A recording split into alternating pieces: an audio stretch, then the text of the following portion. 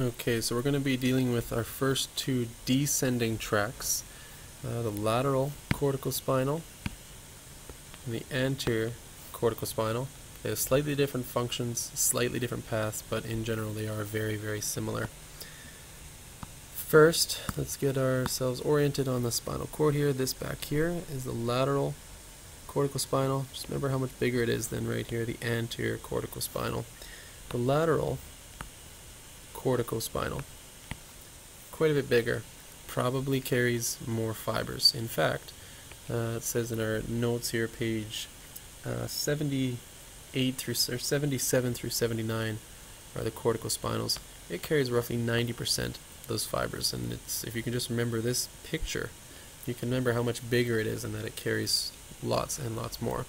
It's obviously an upper motor neuron, because it's starting in the cortex and going down to the cord. It's also pyramidal because it's a bigger deal in initiating movement. It doesn't just help movement, it initiates it. Let's talk about the function. It functions to initiate skilled movements in the entire body. It goes through the entire cord. It's mainly in the distal extremities. So let's write that down. Skilled movement all over. And I remember this just because lateral corticospinal can be injured in a very infamous disease, ALS. I believe that that's the one with the ice bucket challenge. Everyone remembers that. So we got ALS, also known as Lou Gehrig's. Lou Gehrig was a baseball player. In baseball, or in most sports, you use your entire body. You use your feet, your legs, your trunk, your arms, your hands, your shoulders. You use every muscle, and it's a very skilled movement. Baseball, football, basketball, what have you, all of them involved skilled movement. So that's how I remember that the lateral corticospinal deals with initiating skilled movement. Next, we're gonna follow the tract.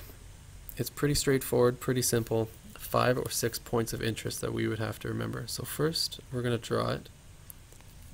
Let's not cross over too early. Comes down, crosses there, and remember, it deals with the whole cord. It's got little synapses everywhere. Let's get one on the other side, just so that we can see the one feature in particular. I'm not going to draw any nerve endings on that side. Okay, first, goes through the, let's do this in a different color. Goes through the, right here, roughly, internal capsule. And I only remember that because I think of the brain as just this mess of fibers. So to keep this separate from the rest, it needs to be in a capsule, an internal capsule. Next, we've got the crus cerebri. That's the next point of interest that it goes through. Down here, right there, we've got the pyramids, which we talked about when we dealt with the medulla oblongata. Right here, this little X point where they cross over, we call that the unbelievably hard word to pronounce, took me forever, the decussation of lateral corticospinal, right there.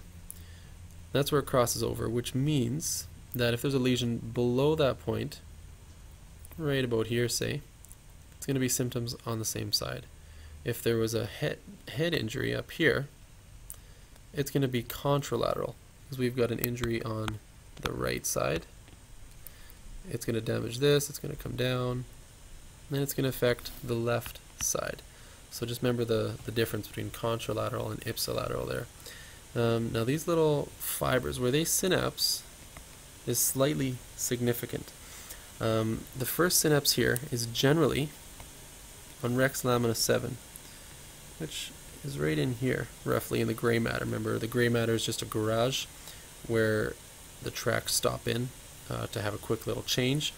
So stops in, there's a synapse on rex lamina 7. Rex lamina 7. From there, there's a quick little fiber that goes to rex lamina 9. From there, they leave the cord.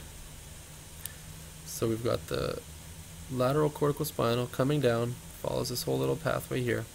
Synapses on Rex lamina 7, which is also known as Clark's nucleus. We talked about that before. Clark's a good guy, he's all over the place.